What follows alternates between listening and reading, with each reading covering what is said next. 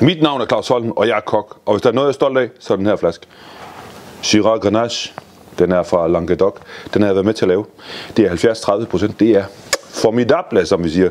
Det er fra vinstokke, der er 35 år gamle, og rødderne de går cirka 15 meter ned i jorden, så de henter alt det magiske, man har få. Og så har jeg også lige fået at vide, at vi har meget sten i det område, og sten de bliver varmet op i løbet af dagen, og så er de jo ekstra lækre, så når de får fat i rødderne og ting og sager, så sker der altså nogle magiske ting, og det er derfor, vi er så glade for den her vin. Og så er den jo meget, meget tæt på Middelhavet.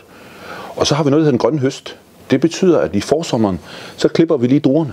Altså ikke meget, der gør det, det er vinbønderne. Og når de klipper dem, så bliver der mindre af dem. Men dem, der så er, de giver saft og kraft, og det er det, Claus Holm kan lide. Derfor, så får vi formidable. Så nu skal vi lave en coq au vin, og det er noget af det, jeg er mest... Jeg elsker coq au vin. Og jeg er sådan gået lidt i gang, fordi ellers så skal vi jo sidde her hele eftermiddagen. Så tænder vi lige for den her. Og hernede, der har jeg delt min kylling. Den ligger der og hygger sig. Og på min opskrift, der står der, at man enten kan bruge hvidvin, eller man kan bruge rødvin, alt efter hvilken sæson du er i, og alt efter hvad du lige har lyst til. I dag, der bruger jeg rødvin, men det er sådan set op til dig, om du bruger min hvidvin, eller bruger min rødvin. Men i dag, der bruger vi rødvin. Og nu begynder panden lige stille og roligt at tage til os, eller tale til os. Og det her, det er tørsaltet bacon. Og der putter man lige så meget i, som man nu har lyst til. Og nu kan jeg godt lide, jeg kan enormt godt lide bacon. Så den får lige et par store stykker her. Og det her, det er sådan en ret, man kan stå og hygge sig ved. Trickset er faktisk også, hvis man ikke har så god tid, så kan man faktisk bage sin kylling dagen før, og så dele den. Og så bare lune den op på den her måde, hvor man ligesom steger den ting. Men hvis man har masser af tid, og den skal stå de der 45 minutter til en time, så er der bare en rå kylling, der lige bliver skåret ud. Allerede nu, så begynder det at dufte. Den får lige lidt peber. Og lidt salt. Og her der er den fine både, man kan bruge rødsalt, man kan også bruge almindelig salt. Og så kan jeg næsten ikke lave coq au vin, uden at jeg lige bruger lidt smør. Og det behøver ikke være meget. Det her, det er lidt i min verden. Det er jo det her, der skaber retten. Så har vi lidt skalotløg. Jeg skærer dem ud i både, sådan her. Jeg vil gerne have, det bliver sådan en rustik, lækker, dejlig ret. Det behøver ikke at være skåret ud i brunoise eller noget som helst andet. Bare dejlige både. Vi kører noget almindelig løg, så vi får sådan spillet mellem sitavløg og almindelig løg. Og sitavløg er sådan lidt mere stærke i det, og de almindelige løg er sådan lidt mere, eller skalotløg er mere aromatisk. Så har vi et hvidløg. Og der kan jeg så godt lige bare lave den der. Sådan et halvt, og så bare i mere. Trickset er, nu kan man, her kan man jo dufte, det kan jeg desværre ikke nu, men trickset er, at man lader den her stå, panden skal tale til dig. Man skal ikke begynde at ruske rundt. Man kan allerhøjst lige tage sit viskestykke, og så lige holde fast her. Og så lige sørge for, at det ikke brænder på. Når jeg laver coq au vin, så lader jeg simpelthen altid kyllingen stå med skindsiden nedad, så længe som overhovedet muligt. Og så kører jeg ellers bare grøntsager på, sådan en slags pakkemad. Og jeg elsker knoldcellerier. Og nu her om sommeren, ikke, så er der jo knoldcelleri, små dejlige sommerknoldcellerier. Og om vinteren til efterår, så bliver de jo store og rustikke. Og det hele passer sammen. I min opskrift der er du at finde alle mulige slags grøntsager. Jeg kører grøntsager i sæson. Og lige nu har vi sommer, sol og masser af kærlighed. Så den får lige lidt af de her dejlige hvide spars. Og når du ikke har hvide spars, så kan du bruge porre. Det ligger der bare ovenpå. Ovenpå. Og så skal vi lige have et par gulerødder ned i her. Så er bare skåret. Sådan. Sådan, voilà. Og så får den lige en håndfuld mandler. Og så giver den lige lidt rødvin. Og så står den lige og koger ind. Det dufter, man kan nærmest fornemme, hvilken druer. Så har jeg puttet lidt mandler ned i. Og mandler, det er bare sådan noget, der gør mig glad på en fed måde. Fordi det behøver ikke at være som sådan en klassisk. Og jeg skal også have lidt forkøgt perlebyg i. Og det kan også være korn og kerne. Du kan tage lige det, du vil. Det kommer vi i lige om lidt. Det skal lige have lov til at stå og snurre lidt. Så har vi her. Det er en buket af kærlighed. Det her, det er, hvad der er i haven. Der er frisk laurbær. Op i med dig.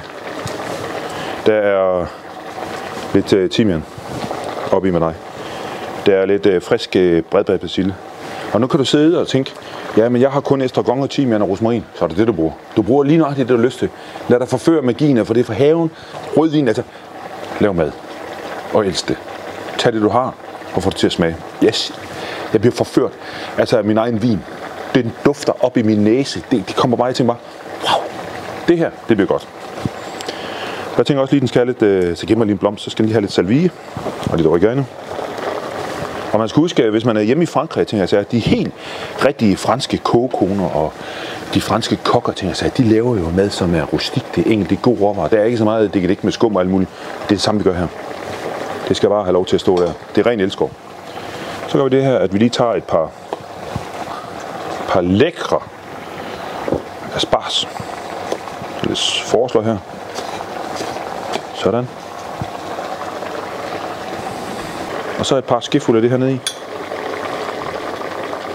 Sådan. En lille bitte smule fond, hvis man har.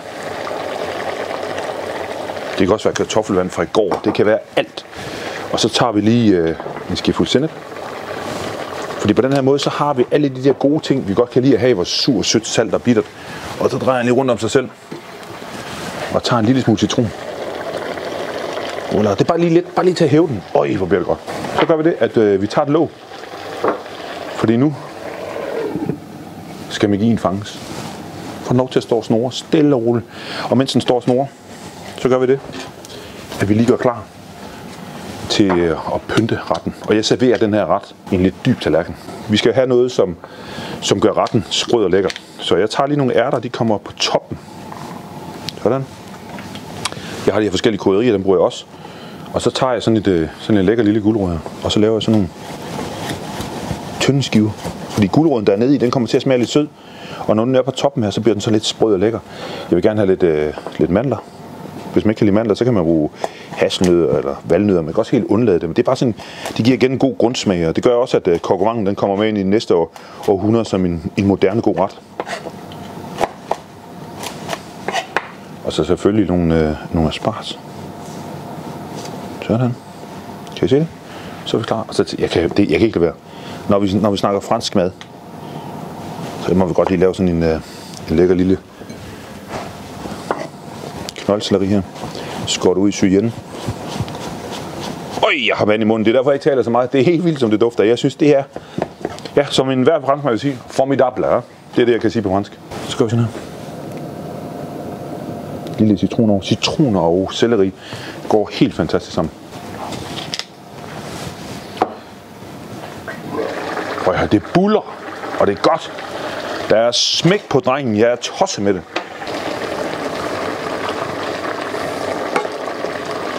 Prøv at se her. Det er mørt og lækkert. Jamen, det er. Og man skal jo altid huske at smage på tingene.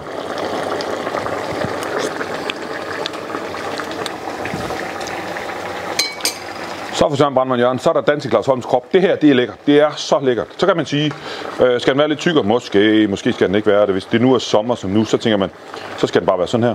Er det til vinter, så kan man måske lige jævne det med sådan en lille opbagt ting. Altså for mig er det her ægte kærlighed til det gastronomiske køkken. Jeg er vild med ting, der er anrettet i en gryde, men der er også nogen, der ikke er det. Så nu kan vi gøre sådan her. Prøv at se der. Og man siger, hvis jeg nu havde brugt hvidvin, så havde den jo været meget lysere. Men det gør ikke noget. Nu bruger jeg rødvin.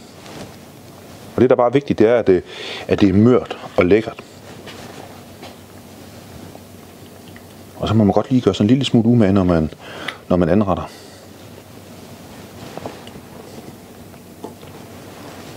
Nøj. Helt stille. Og så bruger man lige sit viskestykke her. Så allerede der ser den jo meget smuk ud, ikke? Så en lille bitte trick, det er, at det er bare mig. Men det står ikke i opskriften, men det kan du huske. Sådan en gang fransk olivenolie. Bare lige rundt der. Hernede, og så lige finde de smukkeste, vi har. De forskellige krydderier. Det er faktisk krydderurter. Sådan der. Der er lidt rosmarin her. Der er lidt fint laurbær. Og her der har vi den fine blomst, salvie. Og her der har vi timian. Så drysser vi lige med lidt mandler. Lidt frisk gulerod. Lidt ærter. Kan I se, hvor jeg er hen? Kan I se det?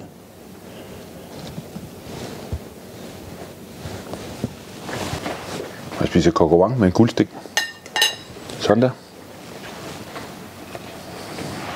Jeg har næsten ikke tid til at forklare, hvad det er, men det her det er coq au vin med Holmsland rødvin, og nu skal jeg ud på terrassen og spise. Velbekomme.